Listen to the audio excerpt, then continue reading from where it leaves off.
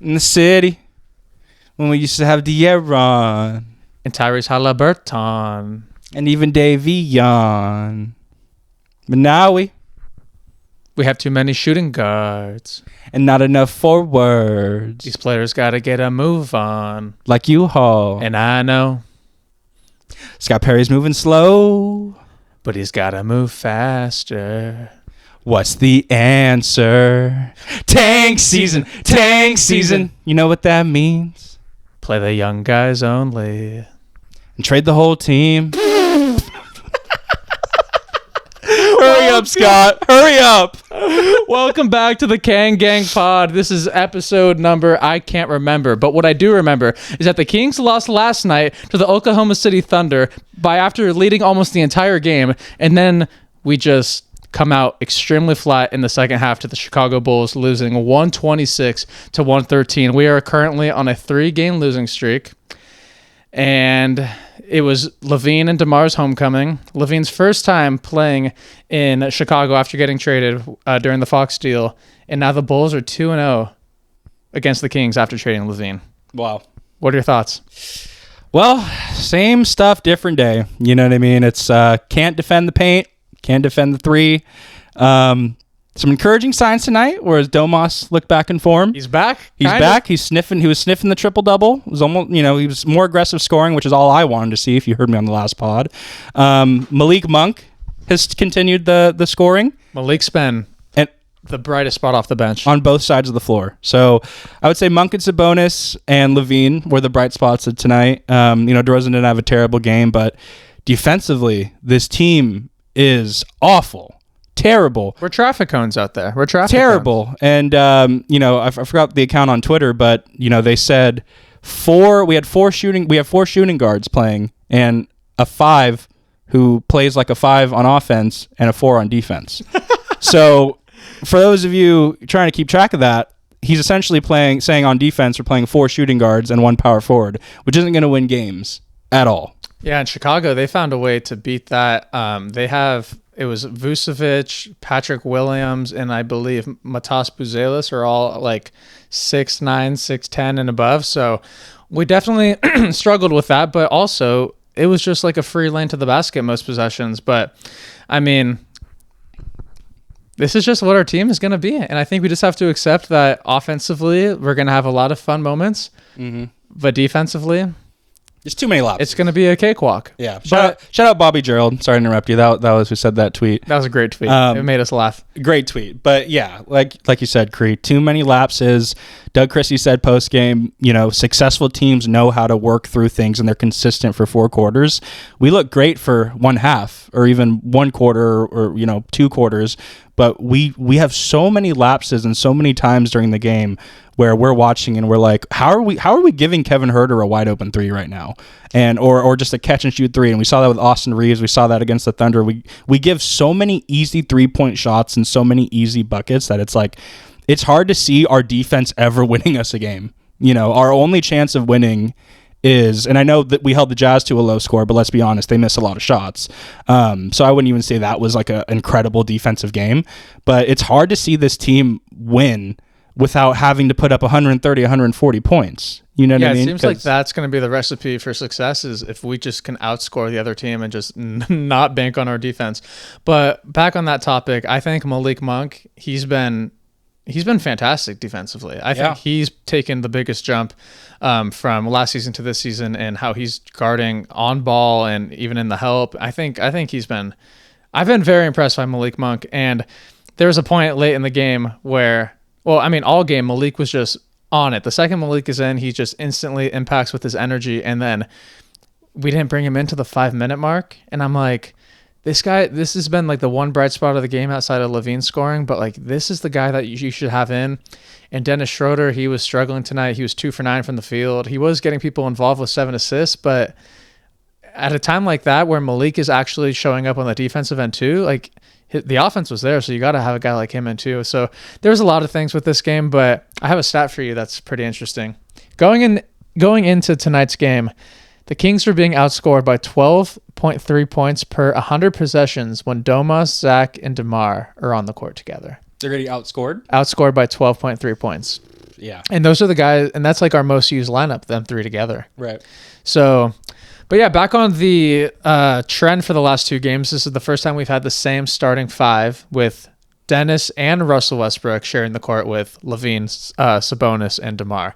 Yeah. So I love what I'm seeing out of Westbrook. I think Westbrook's had two incredible games. I think instant impact from the jump. Like, I think Russell going forward, I could see a world where he is definitely going to be in that starting lineup going forward.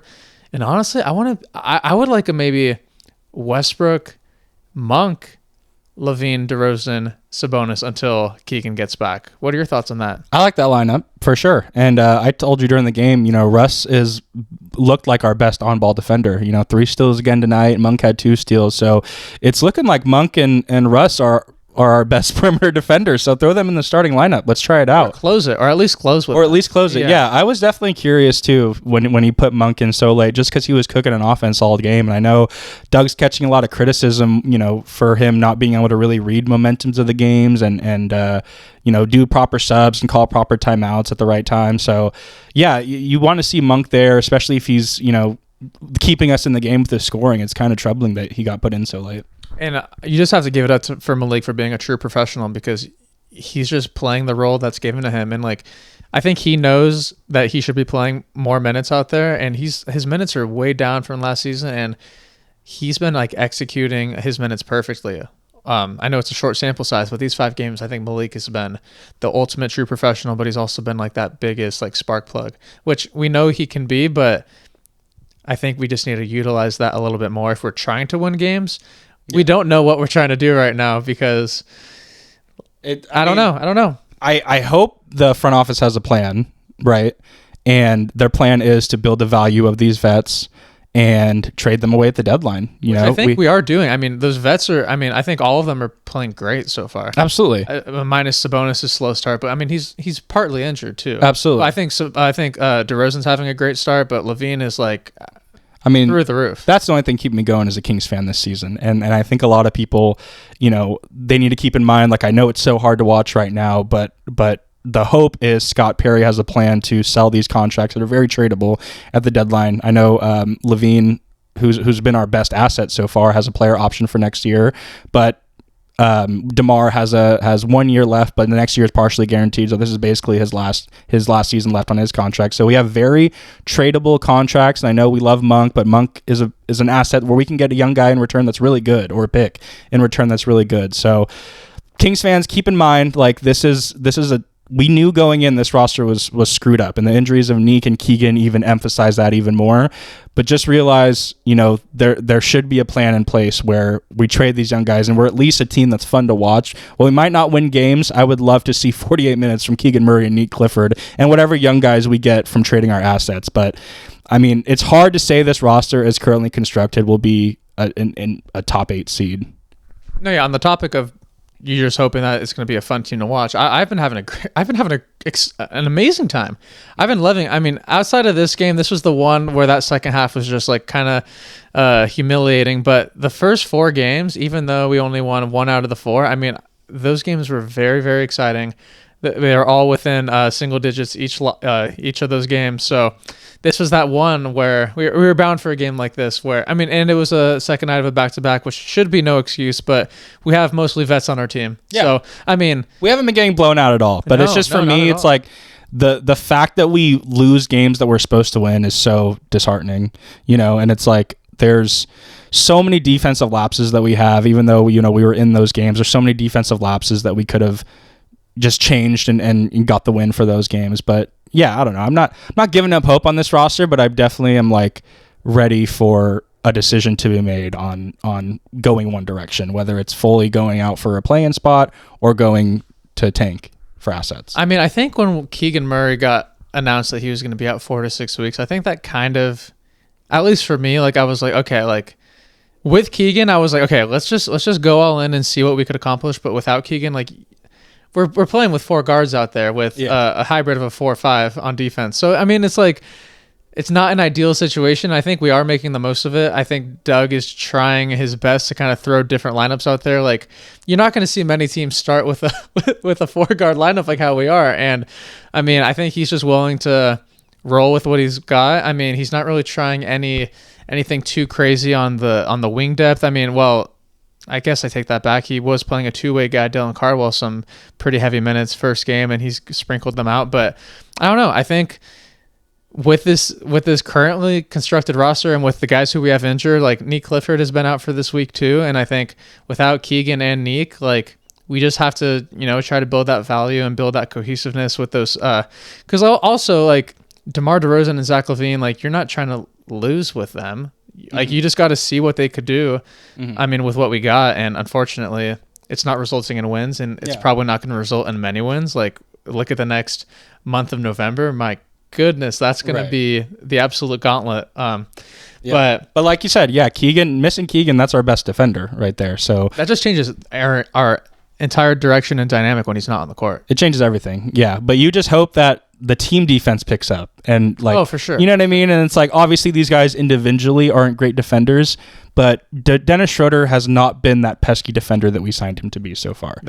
He just hasn't. That's for sure. Has he been great at assisting and running the offense? Yeah, sure. I mean, a point guard's supposed to do that, but we signed Dennis to be this hard-nosed, kind of like Davion Mitchell type, where he's getting into guys, and I know he had that possession on George against Utah, but that was kind of a messed up play. But he hasn't been who we signed him to be, and it's kind of frustrating. And when it's your point guard having those struggles, it's going to affect the whole team. But he needs to be the heartbeat of our defense, right? He needs to be. If he's in the starting lineup. If he's in the starting lineup, sure. But the fact that Russell Westbrook and Monk and Keon obviously, but primarily Westbrook and Monk, the fact that they are carrying our perimeter defense is mind-boggling. And as much as I'd love to see it, you're not going to win many games if Monk and Westbrook are your two best defenders. I mean, you're not wrong. And I mean, look at the record, 1-4. I think that just shows with what the product we have out there, that's going to more times than not, if we're not outscoring the opponent, we're not gonna rely on our defense to win games. But in addition to having one of the worst big man interior defenses in the NBA, right? So on top of the perimeter struggles with the interior struggles, it's a crapshoot. Yeah, we're just, I think every single team that plays us, they're probably looking at it like, oh, I could go off tonight. Look at AR. He had a 51-point career night. Matas Buzelis almost scored his career night against us tonight. I think we're going to see a lot of, heavy scoring outputs against our defense because we're just allowing it to happen. And I think, I think defense, Doug could harp on it all training camp and just get these guys to do it. But it's demoralizing for them on the court when I'm sure they are giving up if the offense isn't flowing, then you have to get back on defense, they're late, and you see all these scrambles, and it's just going to lead to a lot of dysfunction. I think we've seen that, and that's what kind of gets us into those super slow starts in the second half, because it's like a brand new game once that second half starts, and we just always start off slow. But besides all of that, there was a lot of good. I think that first half, I think we were shooting the most efficient we have all season long so far. I think at one point, with maybe 3 or 2 minutes left in that first half, I think we were shooting 71%. Everyone was cooking. DeMar had 8 points, 3 for 6. Westbrook 9 points, 4 for 6. Sabonis, we were waiting for Sabonis, kind of a wake-up call game, and this happened tonight. And 6 for 8 with 12 points at half. Lavine, we knew he was going to go off for his first game back. They gave him an awesome tribute. 16 points, 7 for 10 from the field. Monk, 5 for 6, 11 points, and then Schroeder had 7 assists. But what stood out to me the most was we were getting out on the fast break. We had 16 points, fast break points in the first half, and compared to last night, we had only 10 in that Thunder game. So we had 16 in the first half. So everything compared to the game prior, we were exceeding. We had 19 assists in the first half. We only had 21 for the whole game against the Thunder. What else did we do? We only had 5 turnovers in the first half and only 7 steals, and we only managed to get to the line for 2 free throws that entire half. But so many other things were flowing. I think we got down 12 in the first quarter. We ended up going up 12 in the second quarter. We went on a 25-10 run. Monk and Sabonis and Lavine, they were all cooking in that first half. So there was a lot of good. My dad texted me and he said, God, I wish games were 24 minutes. because I think the Kings would be undefeated. I think if we were a 24-minute league, the Kings would be top tier because we know how to get going in that first half. But I don't know what happens in that 20-minute break, but we're a goated first half team. What do you think it is? Like what possibly could slow this team down so much? Or do you think the other team is just out coaching us and knowing how to beat us to that punch right away? Because it seems like we're getting. It's hard, and I'm not one to like get into the mindset of an athlete or anything or a player because like you never know, but like it just seems like we're not focused for a full 48 minutes, and Doug said that in the press conference too. So I really don't know what it is because there's times like you said our defense looks great, but we're just not stringing it together consistently, and that's what separates good teams from the rest is the ability to do that for 48 minutes. But also I think the adjusting thing, like you said, there's always one player that really goes off. I mean, a lot of people on the Bulls shot really good. Herder and Trey Jones went 5 for 6. So a lot of people shot good, but Buzelis, obviously, he led them in scoring. But I feel like when you have one guy going off like that, there needs to be a double team sent to him, or there needs to be something that changes on your defense to get the ball out of their hand. And we haven't seen that yet with the players that have gone off, like you said. So that's I don't know if that's a coaching thing or what, but the players' effort needs to be better, and they need to be able to string stops for 48 minutes and not just one possession at a time or one half at a time. No, for sure. And I think the one thing I have been seeing on the defensive end is that we saw a lot in the Thunder game, which was working a majority of the game, was that zone. We were going from zone to man in tonight's game. We were kind of jumping back and forth, and that's when it was kind of when our defense was looking the best, is when we kept switching and just we're going with the punches and throwing them different looks on defense every single time. But I don't know. I think just that third quarter, they get that juice, and then we just get deflated and start flat, and I don't know. But there was a lot of bright spots again, and I think the biggest one in that first half was 42 paint points at the end of the half.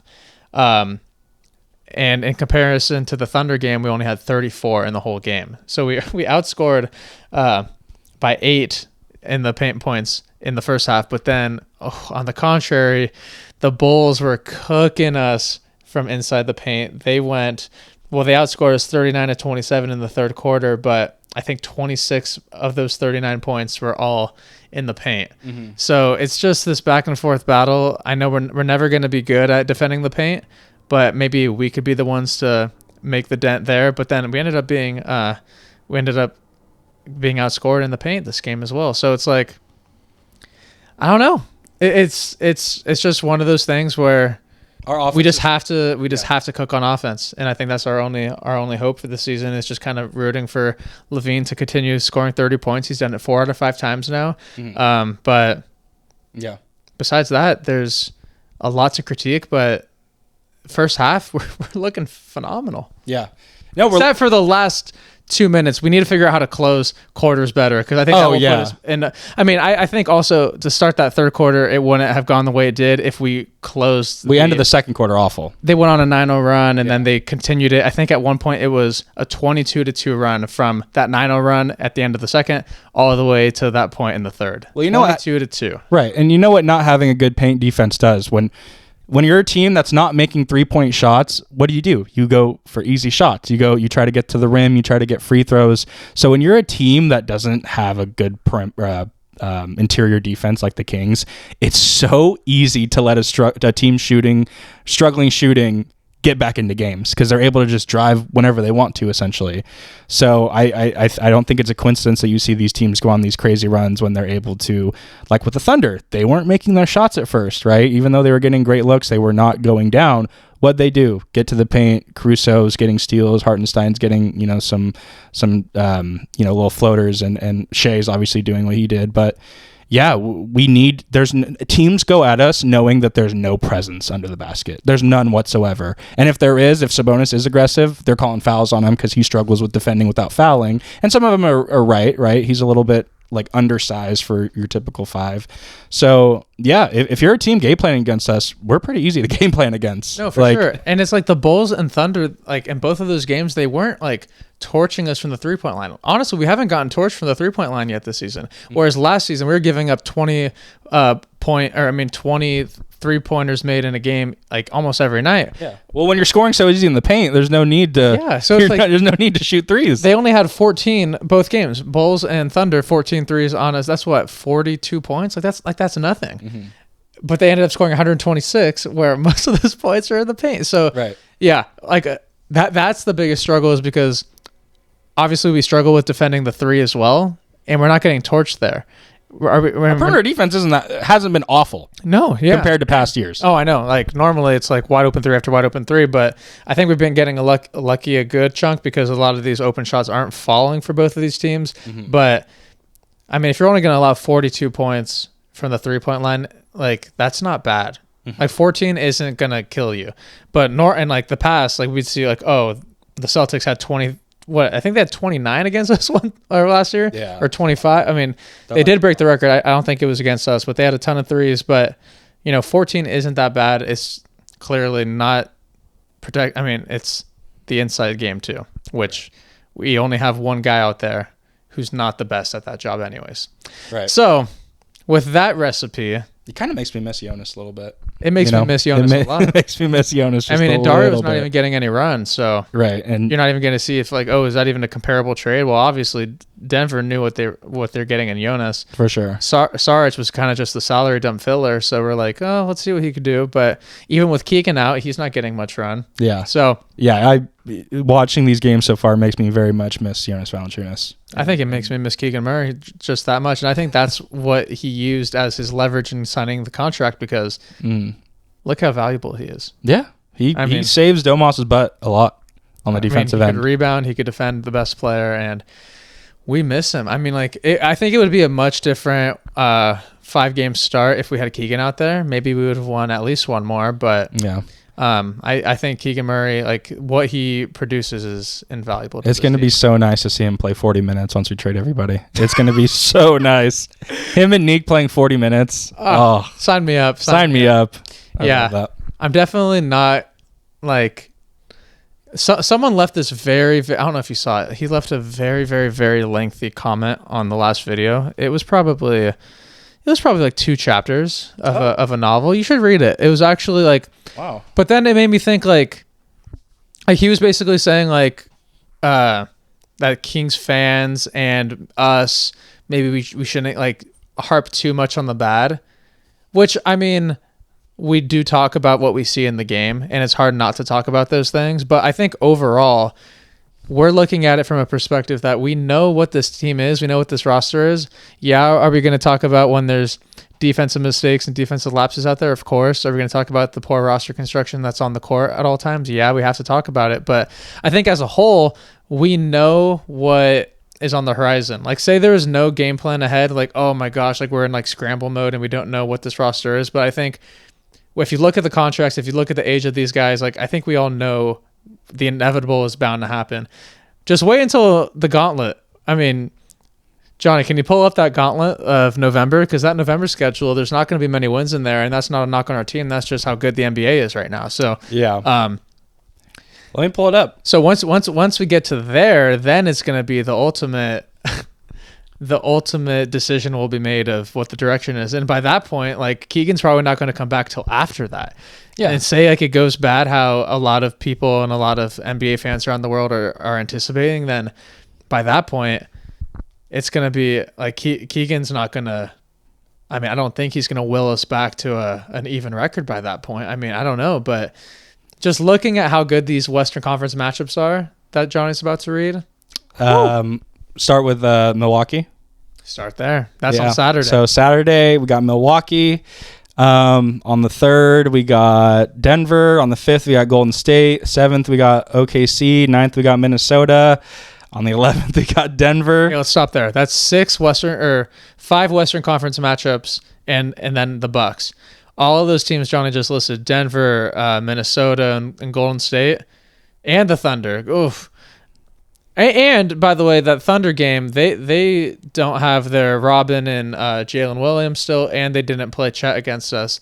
More than likely, Chet will probably be healthy by that point, which will be a lot tougher battle for Sabonis. So I don't know. Even in that 6-game stretch, like we're gonna need to play like an A1 offense in order to. And I'm not expecting good defense, but maybe just timely stops. Like say like a Malik Monk comes in, Russell Westbrook, they play just super tight defense that leads to fast breaks. Like they're good in the passing lanes. I will say that Keon is like a pro at intercepting passing lanes. So there are glimpses of not terrible defense, but like when you look at the entire game, like we're not going to win by on that end of the floor. So not at all. Yeah, there's no signs that we've shown so far that says we're gonna beat the Bucks or we're gonna beat the Nuggets or we're gonna beat the Warriors. Right?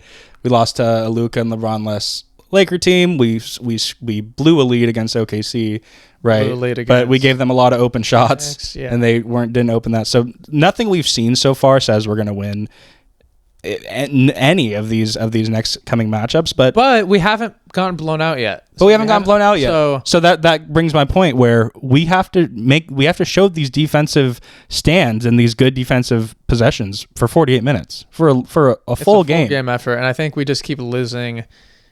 Like those runs are demoralizing. Like you could see it on the court, you feel it as a fan. Like if we could just limit those, then who knows? Maybe this stretch won't be as bad. But if we just continue to just get in these ruts where we just can't score the basket and can't defend, then it's going to be really hard against. I mean, all those teams you just listed are either a championship team or a deep playoff run team, right? And they've been proven that for the past 3 seasons. So yeah, it's a good test for us. It definitely is. It really and I think is a good test for us. And I think playing the Thunder, I guess, helped our confidence in a way. Even though we ended up losing the game, it's got to help your confidence knowing that you stuck in the game with the former champion. So I mean, we'll see. Yeah, these are very good teams we're playing. But I mean, if you could hang with a former champ, I know they were missing some guys, but yeah, if you're a team next on the schedule, you just got to step up. You got to step up your game.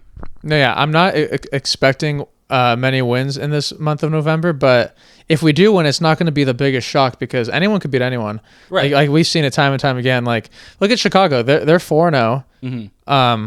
There's a lot of teams that you're looking throughout the NBA standings where you're like, oh, this team's actually getting up. Like Philadelphia, like they're playing.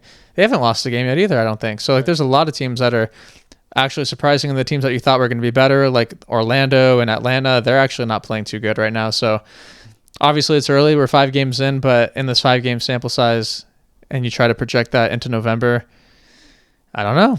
Yeah. I don't know. It's tough to see any wins, but we're hopeful. We're always hopeful. I mean, that's the thing. Like, yeah, we're going to be cheering no matter what. I'm not missing. I haven't missed a Kings game in years. Yeah, I watch every single game. And for everyone listening, it's like the negative talk we have is because we've been fans for so long, right? Obviously, we don't want to be too negative, but we want to be real with how we're feeling. And there's times when I'm feeling really upbeat about the Kings and upbeat about winning, and Christo's down, and there's times when Christo's upbeat and I'm down. So it's like, yeah, we don't want to be too positive or too negative, but we also understand the pain that this team has put us through.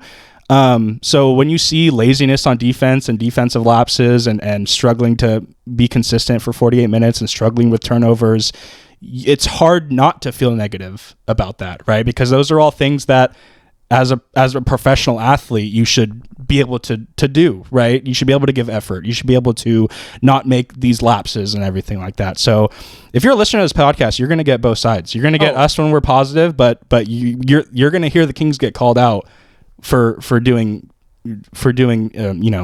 not smart things. No, for sure. And I feel like even right now, like I don't think we're being too down at all. I think we're just kind of saying what we're every seeing and saying yeah. So but when we win, we're gonna bring it every night. Like we obviously, like even if we're 5-20 and we get our 6th win, I'm gonna be excited about it. For sure. I'm gonna be excited when the wins are more rare. Yeah. That just makes them that much more excited. For sure. And we're gonna come up with something to make it even more exciting. So exactly. But like I also think like in these 5 games we've seen a lot of good in different areas, and I think there could be a world where we put all those together in a single game and get an upset win or get like a really like gritty win or like a high scoring win or a defensive win, because I think like we have the ability to do it.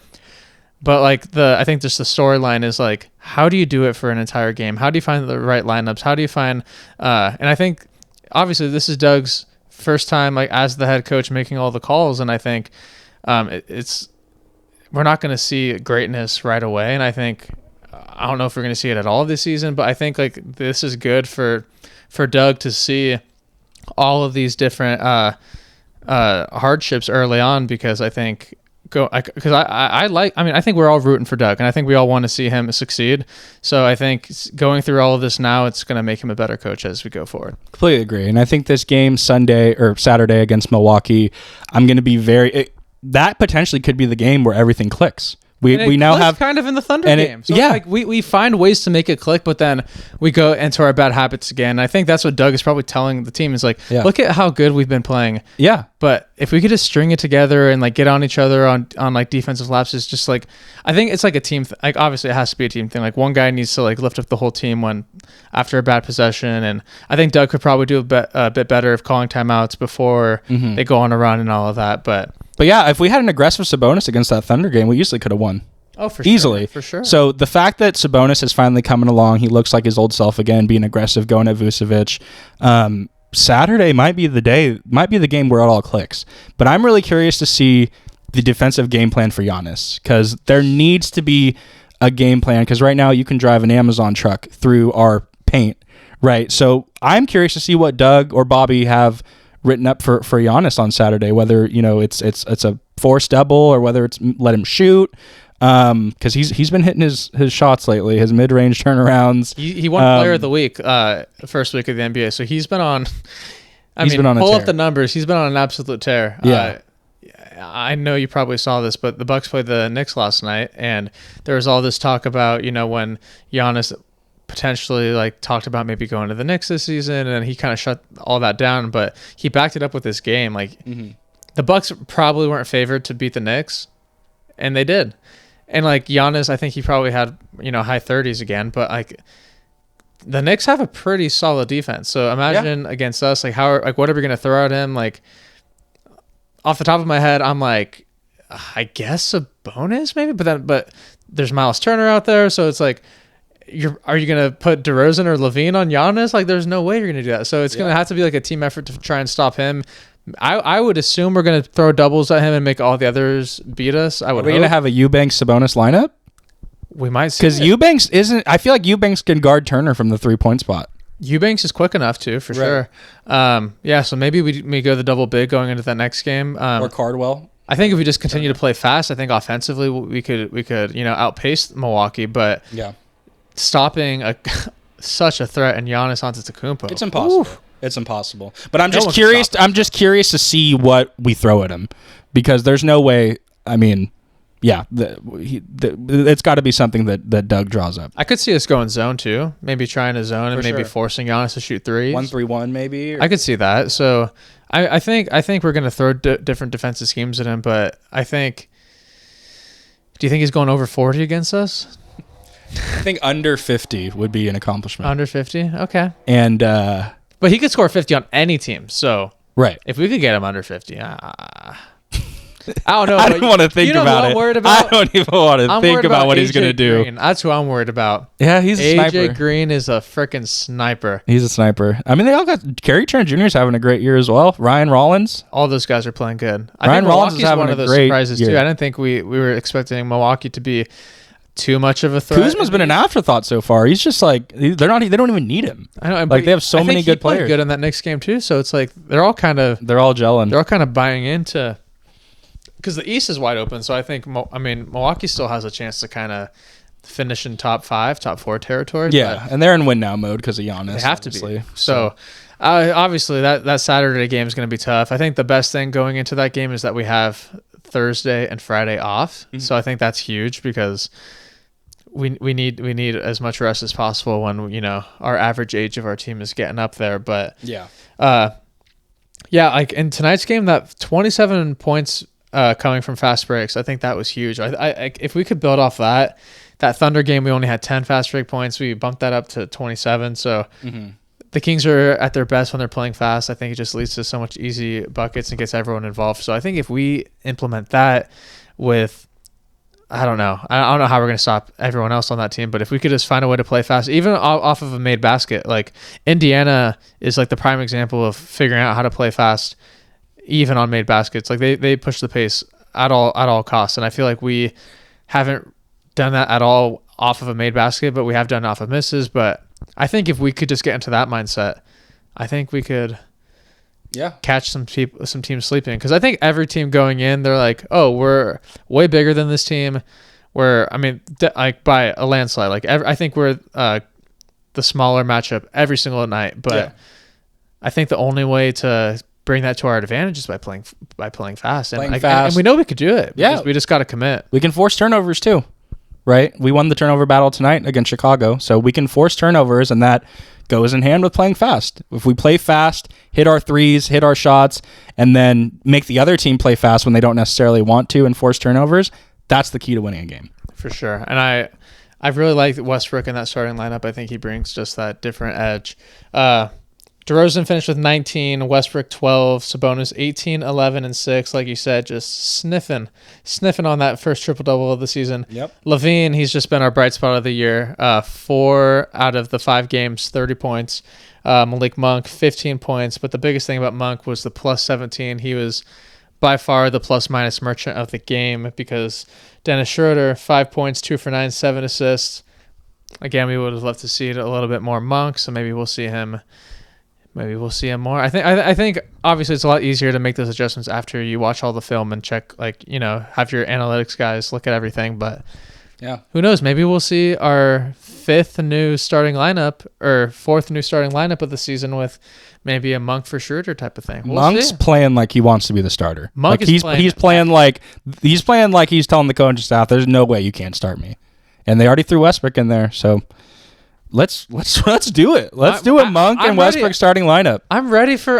This season is all about just trying whatever, throwing it at the wall and see if it sticks. And I think you gotta try it at least once. You gotta try it. All your offensive weapons and best defensive players. You have to try it. Yeah, because you have the option to with Keegan out. With Keegan in, obviously we know what the starting lineup is most likely going to look like. But maybe when Keegan comes back, maybe they do Russ, Lavine, DeRozan, Keegan, Sabonis. Yeah. I don't know. I think Schroeder's upsetting a lot of Kings fans. I think so too. I think because we signed him for a role. I still think he's got it, but we signed him for a role, and he's not playing that role. The step slow Schro is killing me. That's the one thing that's killing me, is how he just looks 1, 2, 3 steps off on a defensive possession. But yeah, he's not that pesky defender that we signed him to be so far. And he's not hitting his shots. So what are you essentially? You're just, you're getting assists. But I'd average 8 assists if I played next to Zach Lavine. You know what I mean? I just got to pass him the ball. That's really it. I know. So, Schroeder's not, he's playing like a backup point guard who's starting for us, which is scary. I think it's time. Give Malik the time he deserves. Yeah, do it. I think we do it against Milwaukee. I think this would be a great time to try it. Yeah. Great time to try it. Russ still looks like he can run the court with the best of them. His fitness looks great. And like you said, yeah, he looks faster than Schroeder. Like Malik has just been top tier in every single minute played this season. So yeah. Slow Schro. You got to step slow Schro, put in fast Malik. I think that could get us off to a better start. But I think maybe more importantly, maybe throwing Monk at the start of the third quarter. Mm-hmm. Because we need him. We put him too late in most of these fourth quarter games. Like I think even in the Thunder game, I don't even think he got any time. I think he got in at the very last minute. Mm-hmm. But I don't know. But is that what we're trying to do? Are we trying to win, or are we trying to? I don't know. Yeah, exactly. So what's the agenda? We don't know the agenda yet. We don't know. But the lineups make it seem like they're trying to raise some trade value. That's what it looks like right now. A la Lavine, a la DeRozan, a la Sabonis. I don't know. They showed a little. They panned the camera to Scott Perry and B.J. Armstrong today, and they did not look happy. No? They did not look happy. But they could be happy, knowing they're one day closer to the trade deadline.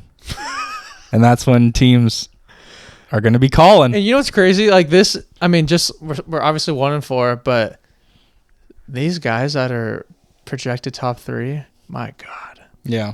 Like, just imagine finally landing in that zone and then getting one of those guys. That's how I wouldn't hate it. That's how you start a proper rebuild. I know, and like in the past couple seasons, I was like, no, I'm not ready for it. I'm not ready to just start all over. But look what the Thunder did. So once Keegan went down, I was like, hey, this season is about to be fun. Yeah, it's about to be. We're gonna have some Hall of Famers on our team. We're gonna see a lot of fun scoring nights. Are we gonna win a lot? I don't know. Don't really care, honestly. We don't care. I'm just you just hope one of the young guys that you play turns out to be an SGA or turns out to be some MVP caliber player, right? But I mean, yeah, look what the Thunder did. I know we don't have like an MVP Paul George, but Zach Lavine's playing pretty good. We got some guys that are going to be assets. So the Thunder traded away Paul George. They got SGA back. They had a couple top 3 picks, lottery picks. They got J-Dub, Chet. And that's how you do a rebuild. You sell, but it all started at the trade deadline for the OKC Thunder. And I think they got rid of Russ at that time too. Yeah. So I don't know. Will the Kings be able to pull that off in the near future? I'm not sure, but as of right now, I'm going to be cheering on Zach Lavine and DeMar DeRozan and Russell Westbrook. I'm going to be loving when they're scoring a lot. Yeah. How could you not? Zach Lavine is so much fun to watch. I am. If you just hit those dunks tonight, yes. If you just hit the score, if you just hit the score and just watch that's what I might be. Maybe I'll just do that. Maybe I'll just hide the scoreboard and tape something over it during this next stretch. I know we've been in the games lately, but during this next stretch, it's gonna be hard to lose by less than 20. But maybe I'll just do that and I'll appreciate Lavine more because what he's doing right now, it's one of the smoothest things I've seen in a Kings jersey. The way he's able to score. And he's been extremely efficient. Yes. That's what's been most impressive. And every time he shoots, you just think it's going to go in. Every single time. And he thinks it's going in every single time too. And he's had when it misses, it's not bad. And yeah, I'm loving Zach Lavine here in Sacramento because I know it's not going to be for long. So I'm going to enjoy it for what it is. Same with Russell. Who knows how long he's going to be here? Probably not that long as well. Same with Drew Eubanks. Same with the eulogy. God, I love the eulogy. He had a great eulogy in the first half. Oh my gosh. He had those 2 dunks, dude. Malik. They were finding eulogy, and I'm like, dude, give the eulogy the damn respect. He had that huge block too. That's the thing. Yeah. There's always something exciting about a Kings game, every single time. Maybe hiding the scores is the answer for some. But for most, I think we just got to enjoy the ride. I'm enjoying it. I'm loving it. I'm enjoying the ride. Loving it. I love being 1-4 right now in a tough Western Conference where it's basically impossible for us to win this season. So might as well just just enjoy it. Let's see us, man. Let's win on Saturday, man. Let's do it. Let's win on Saturday. Why not? Let's hold Giannis to under 20. Let's do it. Have Drew Eubanks is going to get 6 blocks. I think everyone all against Giannis too. All against Giannis. And you know what's crazy? I think going back to that Thunder game, no one expect this is what the Kings do. You have no expectation to win that game, but the Kings do such a good job of being in it for such a long period of time. That's what makes it hard as a fan. So then you're like, I wasn't expecting to win, but now it's like, we should have won. Yeah. So it's like, but that's the fun of it. That's the fun. Hopefully the Bucks give us a should have won chance, and then we actually capitalize and finish it off. I hope the Bucks. What are the odds of that? I hope they give us a don't win chance. Don't win chance, and then we win. Okay, like a late comeback type of thing. Comeback, final 7. I don't know if Bucks are giving up a lead at home. I don't know if that's gonna happen. Yeah, this road trip, 2 more games on the road. We got Milwaukee, and then we finish it off with Denver, I think, which is not exciting at all. Denver. Oh, Milwaukee and then Denver. Yeah. So buckle in. Next time we see you guys, let's chat after a win. Let's do it. Let's get a win. Let's beat Giannis. Why not? Why not? Kalinita Giannis.